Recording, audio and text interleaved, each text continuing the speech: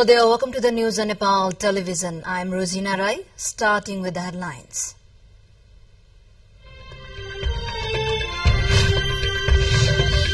Prime Minister directs Home Minister to implement recommendations of gold smuggling. Prohibited calls for action without anyone's pressure. Bills on political parties being presented at the House of Representatives today. Proposals seeking consideration on a safer transaction to be tabled at the upper house. At least 60 migrants embarking on a journey from Libya died in sea on way to Italy. Incident occurs after the densely shrinks the Mediterranean. And 3-1 Army chasing 164 runs, a target posted by Sudhu Pasim in the first semi-final of Kosi Province National T20 cricket.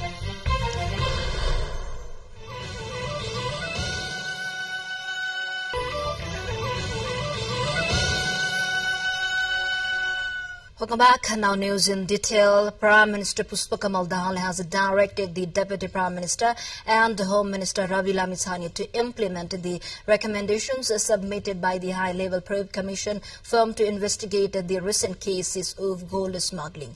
Receiving the report from the Deputy Prime Minister today, the PM instructed to ensure implementations of the recommendations made by the Commission without being affected from one's pressure. According to the Deputy Prime Minister's Secretariat, PM Prime Minister Pushpa Kamal Dahal has also asked to create environment conducive not to exempt the culprits and not to suffer the innocent ones. Likewise, the PM asked to advance the reform measures as pointed out by the Commission's report. Following the PM's instruction, the DPM has begun internal consultation for further steps in regard to implementation of the report, the DPM's Secretariat informed. And the Commission submitted its report to DPM and Home Minister Ravi Lamitsani on Thursday.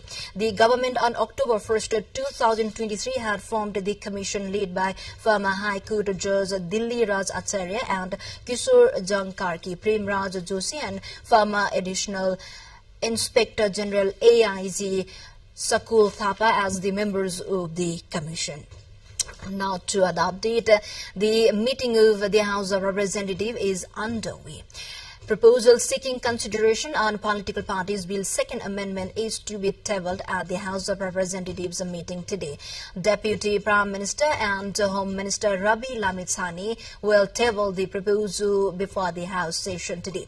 As per the schedule published by Federal Parliament Secretariat, bill aimed at amending some acts related to the prevention of money laundering and the promotion of a conducive business environment forwarded by the National Assembly will also be tabled today.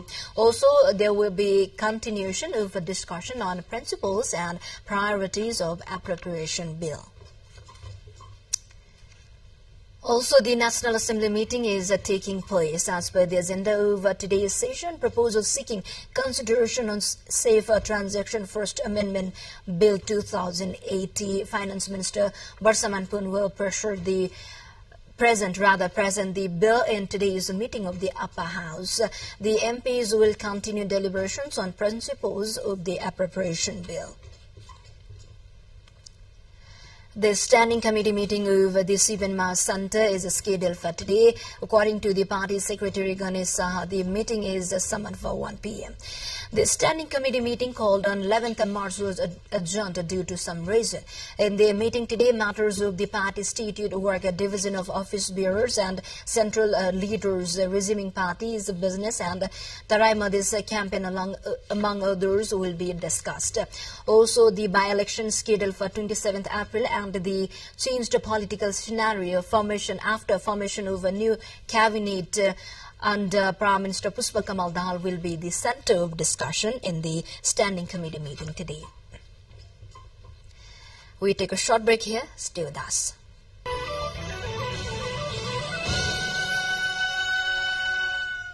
Welcome back. You're watching Nepal Television News. Now we have remaining national and international updates.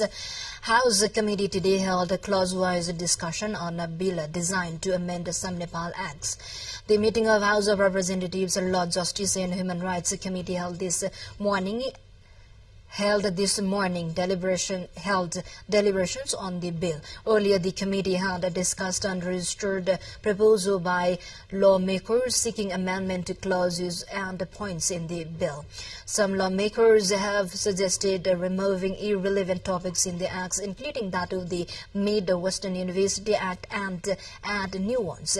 Committee members have held in-depth study of the acts and have submitted suggestions of amendments.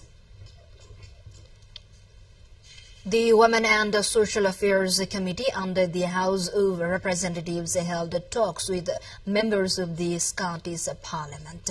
Discussion on the parliamentary practice of Scotland and Nepal were held between the committee members and two MPs of Scotland. Members acquired information for the Scottish MPs on how members of the Scottish Parliament is chosen and about the ways it deals and debated on issues of public concerns. MPs shared parliamentary practices and election process of the legislative body of Nepal. To other update, the Janak Education Materials Center Limited is preparing to supply school textbook across the country before the start of the academic year 2081 BS. For this to materialize, the center is completing the printing of school textbook by March 28th. The center then plans to distribute the school's textbooks from 9 distribution centers of all 7 provinces from March 29. Managing Director of the center, Anil Kumar Jha, said that the center has completed printing of 95% of the total textbooks from grade 5 to 10. Printing of remaining textbooks will be completed, and it will start a distribution from March 28th itself. Entire set of the textbook of all classes will reach out to student hands till the start of the academic year, later added. Currently, the center is printing 100,000 pieces of textbook on a daily basis by running its printing press around the clock. The center is to print 17.5 million pieces of the school textbook for the new academic session 2081. According to Jha, the center is committed to completing the printing of remaining 1.8 million pieces of the school textbooks within 2 weeks and ensure timely distribution. For the distribution, first priority will be given to the districts of the mountain region and then to the hilly districts. There will be no shortage of the school textbooks this year, too, like that of the previous year, shared. To the more updates before that, quick look into the highlights of the site.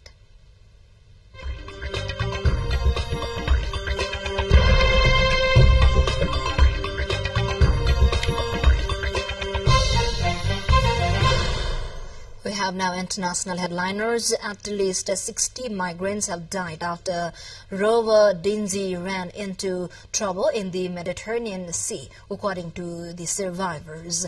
The 25 survivors were picked up by the Ocean Viking, a vessel operated by the humanitarian groups SOS. They told their rescuers that they had set from the Zawiya on the Libyan coast several days before being rescued. The engine of the Dingy broke down after 3 days, leaving the boat adrift without food or water. The survivors said that the victims included women and at least 1 child. They are believed to have died from dehydration and hunger, not drowning.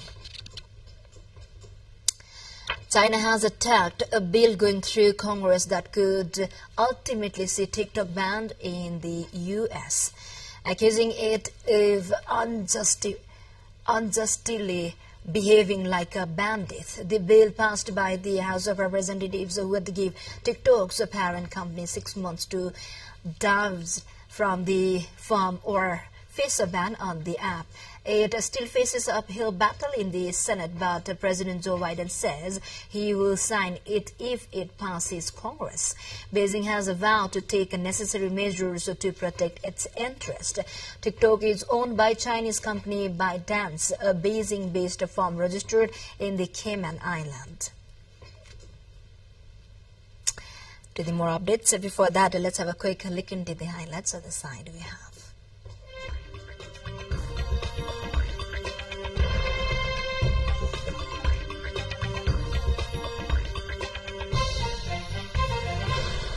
The release of wastewater from Japan's streak in Fukushima nuclear plant was suspended following an earthquake.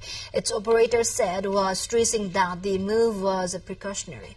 An earthquake with a preliminary magnitude of 5.8 hit eastern Japan early on Friday. The epicenter of the earthquake was off the coast of Fukushima Prefecture, where strong tremors were recorded, the agency said, adding that a tsunami warning had not been issued. The operation has been endorsed by the United Nations Atomic Agency, and TEPCO says all radioactive elements have been filtered out except for tritium, levels of which are within safe limits. But China and Russia have criticized the release into the Pacific Ocean and banned Japanese seafood imports, saying that Japan is polluting the environment.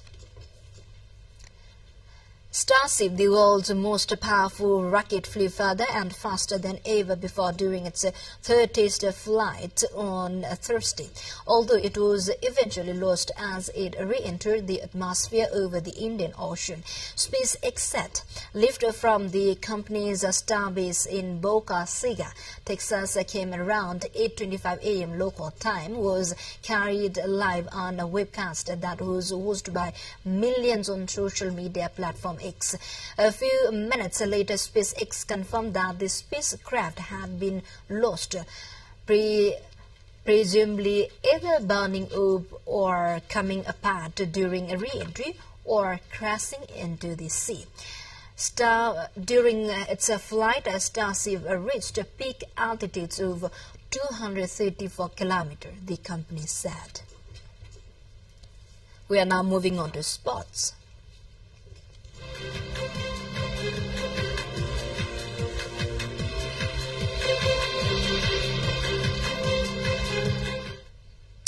Tribhuvan Army is chasing 164 runs, a target posted by Sudur Province in the first semi-final of Kosi Province National T20 cricket.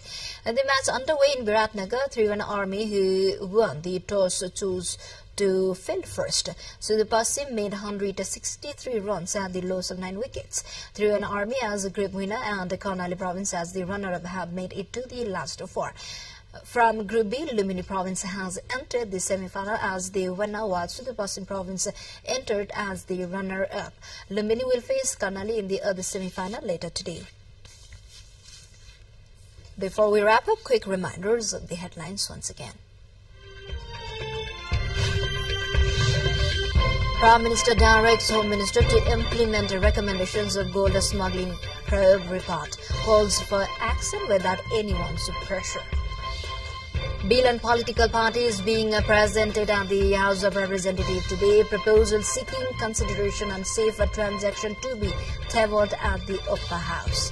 At least 60 migrants embarking on a journey from Libya died in sea on way to Italy. Incident occurs after their dangerous strings the Mediterranean. And Tribhuvan Army chasing 164 runs, a target posted by Sudur in the first semi-final of Kosi Province National T20 cricket. Well, this is all we have for this moment. Until our next bulletin, keep watching Nepal television. Have a good day ahead. Namaste.